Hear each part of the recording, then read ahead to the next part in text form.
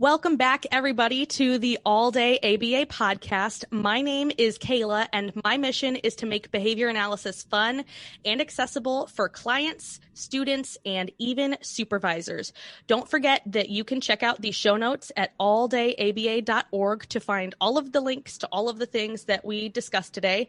And today I brought on Becca Davis from Becca's Music Room to talk about earning passive income on Teachers Pay Teachers. So let's talk a little bit about what Teachers Pay Teachers is and the fact that you do not actually have to be a teacher in order to sell on this platform. Yeah, okay, well, hello. First of all, thank you, Kayla, for having me. So excited. So Teachers Pay Teachers is an online platform. I usually compare it to Etsy because that's like the easiest way for people to understand it.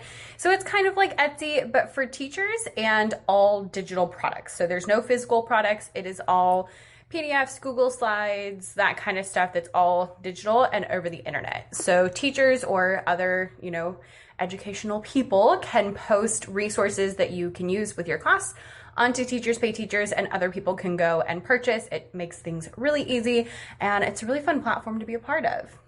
And I know you're not in the behavioral field, but you obviously have experience with classroom behavior management. And I brought you on because I've talked a lot to my audience about passive income. And there are a lot of people in positions of RBTs who maybe aren't making a lot to make ends meet. And especially during, this recession depression that we're going through, I figured it would be really good for people who are already making stimuli and educational resources to find out how to do that for themselves and make money in the process. So let's talk about what got you started into teaching and then what got you started into Teachers Pay Teachers. Okay, well, I started teaching wise. I just went to college and I didn't really have a good plan for what I wanted to do because I am a person of many interests, which has not gotten better as I've gotten older. If anything, it's gotten worse. And so I just started and took some classes, and one thing that I took was choir because I loved choir, and so of course I wanted to join choir. And in joining choir, I started being friends with some of the music people in there, like music majors and some of the music faculty, and ended up deciding that music education might be a good path for me. And definitely was. I have absolutely fallen in love with it. I love teaching kids music. We have so much fun, and it's just so nice to be able to be the fun and also teach in a way that is exciting and fun. So that's kind of how I stumbled into that. As far as my Teachers Pay Teachers journey, I actually started as a blogger my first year because I don't know how college is for y'all, but when we were in college, we had to take, a bajillion different classes because music teachers are certified K through 12, band, orchestra, choir, all the things. And that meant that I had one class about elementary music in my entire 4 years. Wow. And that's what I do full time now. And so it just that kind of, blows your mind, the lack of information that we have been able to get available. And it's not the college's fault. But what happens a lot of times is not just that, but oftentimes you get people who plan to be a band director or a choir director and end up teaching elementary because that's the only position available. And so I was looking around at all these new teachers that were the same year as I was, and I just felt so much more ahead of them a little bit because I did plan to be an elementary teacher. I did my student teaching in elementary, and I teach Sunday school every single Sunday for years and years and years and did all through college. So I was a little bit more prepared than most of, the flute players that ended up teaching elementary music. So because I saw that and I just was so frustrated with the lack of helpful resources that you were able to find, I ended up starting a blog. And I did a blog for a whole year, just anything that was helpful, talking about being a first year teacher, all of that. And then the next year, I started doing more stuff in my classroom that I was making, and I wanted to be able to share those things. And I needed a good way to, first of all, just get it into people's hands. And secondly, it's a lot of work to make all of these resources. And so as I started doing it, I was like, man, I don't know that I want to give it all away for free because I just spent 3 weeks working on this thing. And so that kind of led me to Teachers Pay Teachers, where I found kind of the perfect mix of I'm able to help people and also sell resources, and it just kind of works out nicely. That's awesome. So why should educators and related professionals start their own passive income stream? Well, first of all, it is no secret that we are very much underpaid, which is especially ironic because most of us are very overqualified with advanced degrees and all of those things. And so that's, no secret here in the US that that is an issue. On top of that, most of us are doing a lot of our own stuff anyway and making our own resources. And so you're already putting in all this work and not getting paid very much for it and not getting paid overtime. If you work any extra, then you're, contract 40 hours. And so passive income is kind of the perfect combination of like, let's take what you're already doing and make a little bit more money so that we can kind of boost that up. And I know that in my life, it has honestly been easier to be a teacher because, finances has become an easier thing since starting Teachers Pay Teachers. And I'm definitely less stressed about it, which means that I am able to stay in, my teaching positions and stuff like that, even though we're not making tons of money. Well, and I really like that with passive income, you make something once and you don't have to touch it ever again. You can go back and update it, which I do, but you just make something once and then it's up there forever. And that's one thing I really love is that the growth isn't just based on the amount of time you put into it. You make it once and then it can earn for forever. And I think that's really cool, especially for people who are pressed for time, which teachers and, speech therapists and people in the behavioral field are all really pressed for time. And so if you're only making something once, I love that you can get it into more hands and you don't have to, for digital downloads, make it over and over again. You can just make it once. So for people who would be brand new to passive income, what 3 to 5 beginner tips do you have for a teacher or even a non-teacher for getting started earning passive income? Well, my number one tip would be to get started with what you're already doing. Most of us are interested in, things like Teachers Pay Teachers or similar things because we're already doing something. So start with that so you're not spending a whole bunch of extra time on completely new things.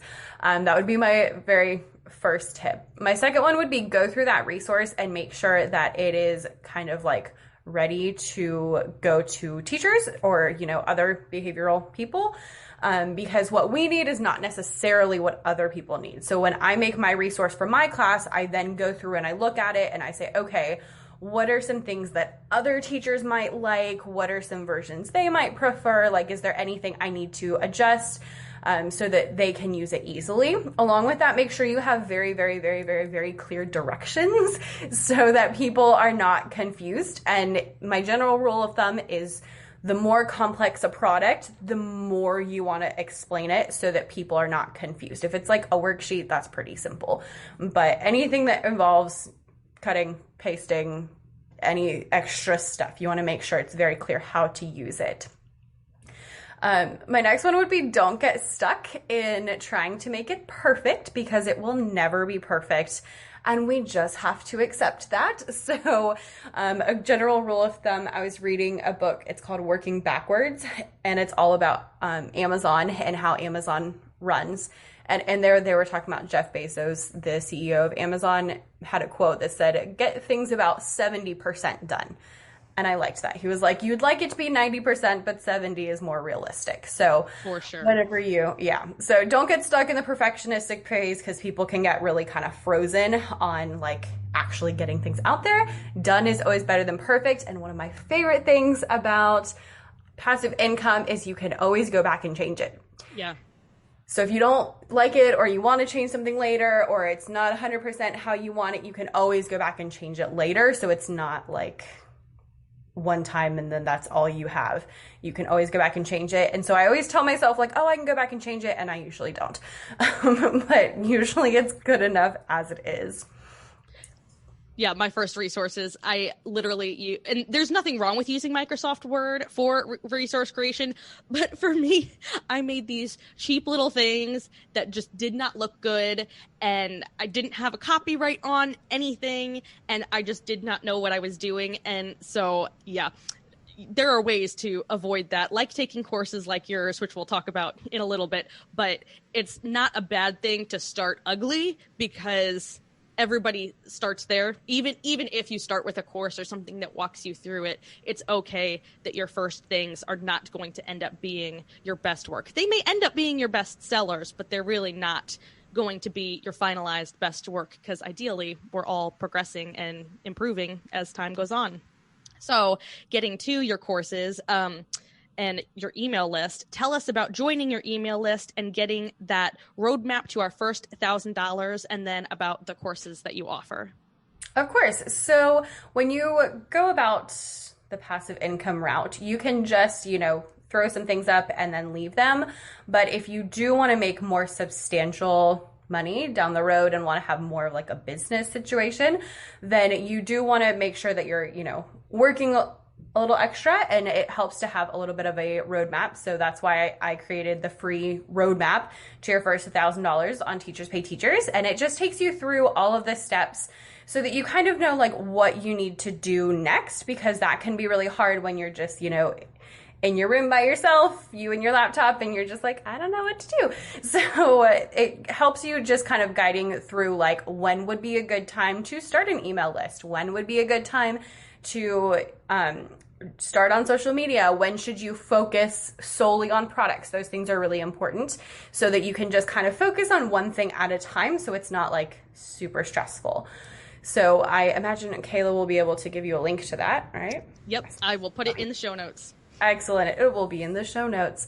And then I do have a couple of TPT courses, which of course you don't have to take, but if you want someone to kind of help you out with, especially those beginning phases, that is what they're designed for. So I have two that you'd probably be more interested in. The first one is called Sell Your Resources from the Ground Up. And it's literally like how to open your shop, how to make a logo, how to make your first product, like very, very basic things so that you can just kind of get off the ground.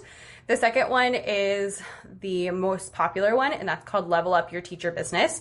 And that one is more kind of like next steps and how to literally level up your teacher business and take it to the next level as far as working on things like marketing, how to like list your product really, really well so that people will want to purchase it. We talk about email lists in there, like all that kind of stuff. And then the last one is about blogging. So not quite as related, but very much a passion project of mine.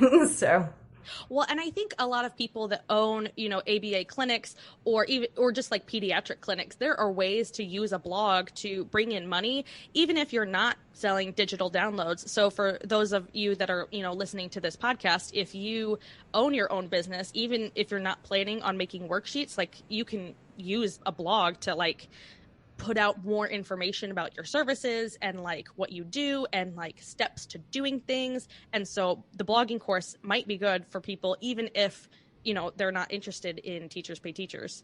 Yes, I would actually say, especially if you're not interested in that and you're just looking at kind of like building your business up a little bit, blogging would definitely be the way to go, because you can talk about topics that people are searching for in Google and they're looking for answers that you are knowledgeable about, and then you can, share their answers. Even to the point, my mom took my blogging course and she owns a tax business. And so she has started her tax blog where she, helps people with different tax questions, things that pop up.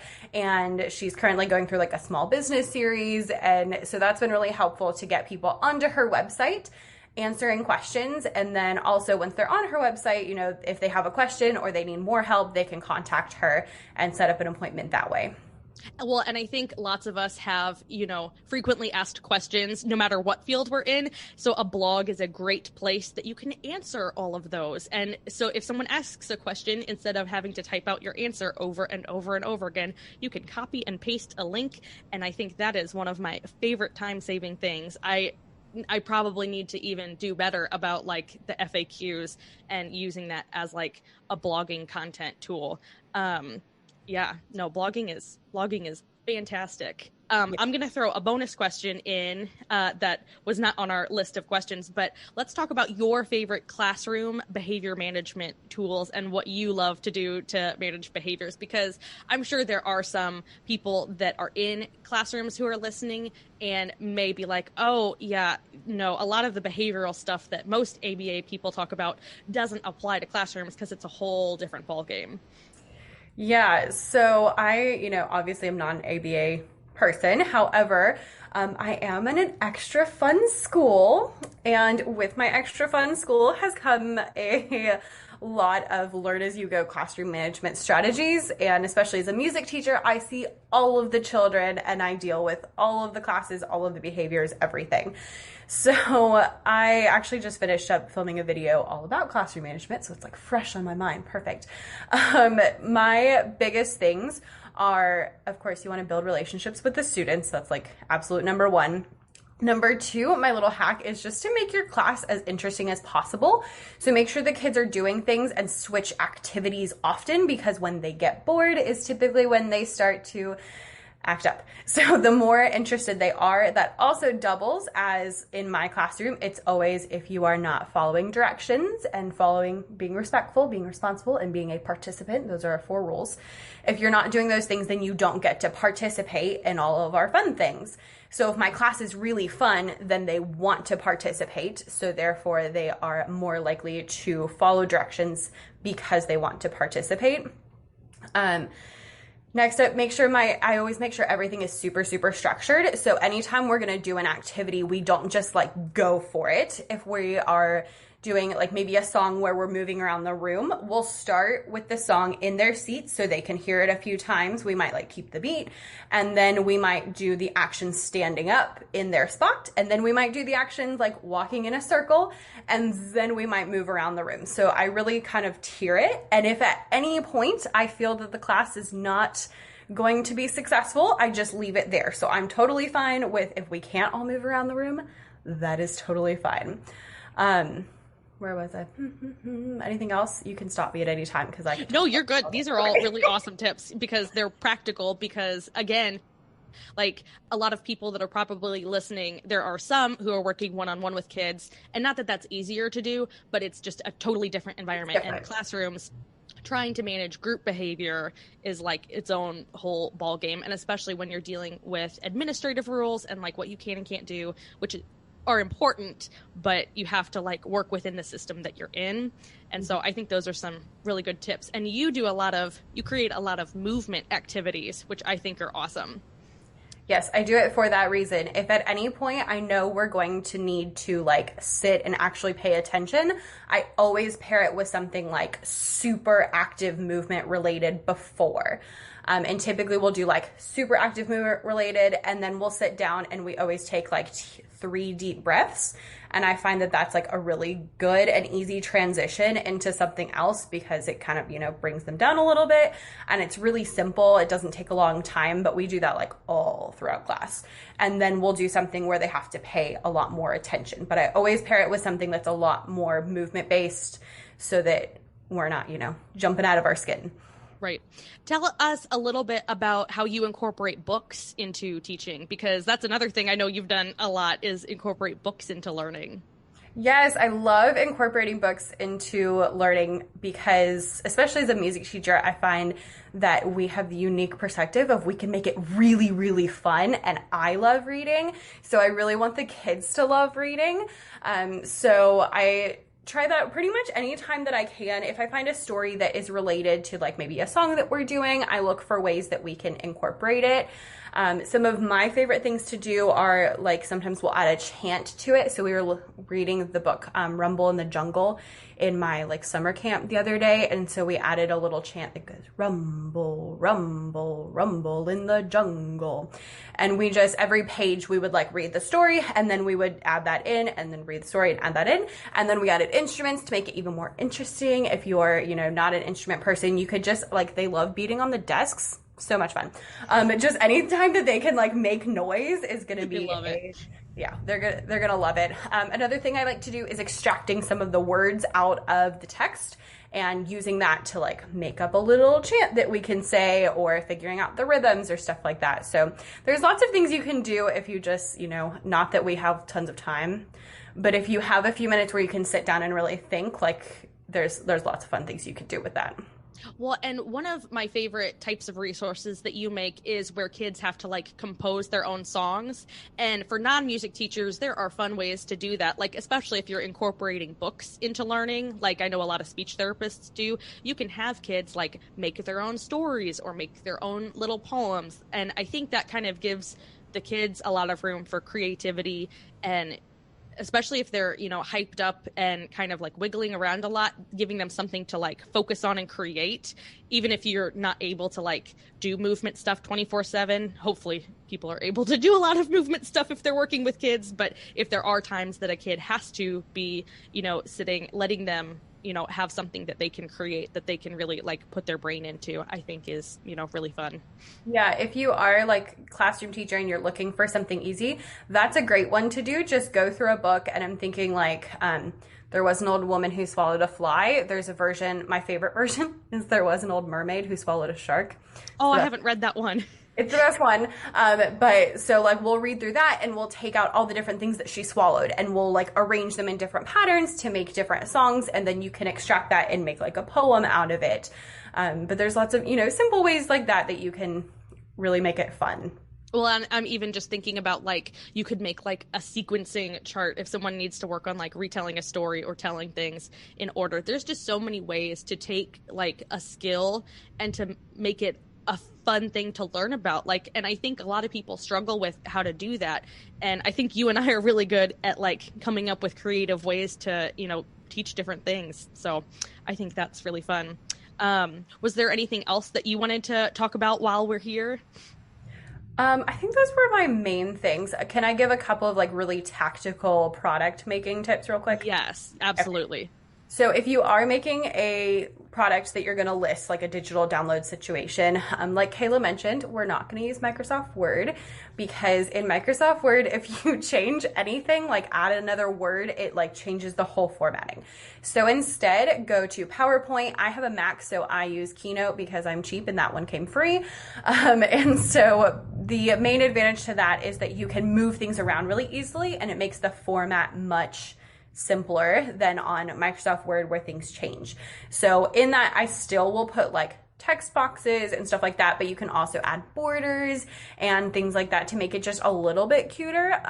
That's not the end goal, because obviously the content's more important, but we like things that are pretty. So do, try something to make it a little bit prettier. Kayla also mentioned putting your copyright on the bottom. So if you create something, you own the copyright for that thing because you created it. So if you are making a product, I always put at the bottom the little like parenthesis, C, the year, and then my name, and sometimes my website, depending on what it is. Like I don't usually put the website if it's something the kids are doing, but if it's like a slideshow, I put my website on there. And that is just one little way that you can help protect your resource when you're creating it. And then you want to export that as a PDF so that will also help protect your resource. If you want it to be editable, you can export it as images, put the images into a new PowerPoint, and then you can add text boxes, and that will again protect your parts of the product. I like to do batching, which is when I make a couple of products at the same time. So I'll pick a couple of similar things that I will do at the same time. Sometimes I make product lines, so it'll be like one activity, but with different levels. So like I teach music, I'll have like easy rhythms, and then like second grade rhythms and fourth grade rhythms and stuff like that. And that's a really good way to make some extra products without too much extra work, because you're kind of already on a roll. You can use the other ones as templates and just kind of copy and paste all throughout. So without getting super deep in the weeds or scaring anybody, there's a couple of little product creation tips for you. Yeah, differentiation is, being pushed a lot right now, which is a good thing. And so that makes it really easy to make, a few different products all at once. You might be making the same exact product, but differentiating it for different levels. And you can sell that separately so that if a teacher has, kids that need a certain level, they can purchase that. I personally use Canva for product creation, and I have found that to be really helpful. And the nice thing about that is if you have a PC or a Mac, you can use that. I know a lot of people use Keynote. I just find it so clunky, like, and maybe I just haven't explored it enough, but yeah, I am a huge, huge Canva fan.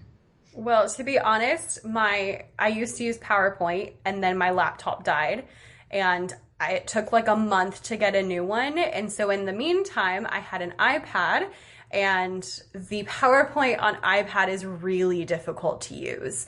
But I found that the Keynote on iPad was not too hard. So I started using that. And then when I got my new computer, I was like, well, let's just try Keynote since it's free and we'll see how it goes. And then now I can't remember how to use PowerPoint when I'm like, at school trying to make something on my PC. I'm like, I don't know where anything is. Like, I literally bring my laptop to school because I just can't function with theirs. Yep. Where are all the places that we can find you on the internet and subscribe to you? Because I know that like your YouTube is just a gold mine. And anytime I have someone that's like, where do I go to start to learn about any of this? I'm like, go to Becca Davis. And I'm cheating by saying that ahead of you saying that, but yeah, I think your content is top notch, stellar, super helpful. So tell us all the places we can find you. Well, first of all, thank you. You're welcome. Secondly, I am like all of the places because, like I said, I have all of the interests. So the main one that would be the most helpful is my YouTube channel. It is just Becca Davis. You can just search Becca Davis TPT and I will pop right up. And I have like an obscene amount of videos talking all about Teachers Pay Teachers, how to make products, how to list your products, how to make logos, how to make covers, like everything that you need is on there. You can find it. So that's going to be the number one place to go. I also have on Instagram, I share some stuff over there as well. It's at becca.e.davis. I know that's super obnoxious, so I do apologize, but you know, I didn't pick my name, so you can be mad at my parents or my husband. That's okay. Mine's AllDayABA Company because AllDayABA had gotten taken like literally a month before I started my Instagram, No. so you are not the only one. Oh, that's so painful. So painful. Yeah, so then if you are a like music person instead or you're just interested in that, I do also have a blog and a YouTube channel and an Instagram for that stuff. It's all Becca's Music Room, which makes life nice and easy. And that's where you can find me on TBT as well. Well, thank you so much for coming on. Again, I will put all the links to all the things in the show notes. Go to alldayaba.org and you will see a little thing at the top and it says podcast show notes. And then you touch it and then it says season 1. And this is season 1, episode 3 for anybody who is wondering. And yeah, I really appreciate you coming on and hopefully we will help people to make even just, a couple extra $100 a month, but hopefully millions. I want everybody to make millions and to live the life of their dreams. Yeah, thank you so much for having me. And I look forward to connecting with all of you. So come talk to me. Thank you. Bye. Bye.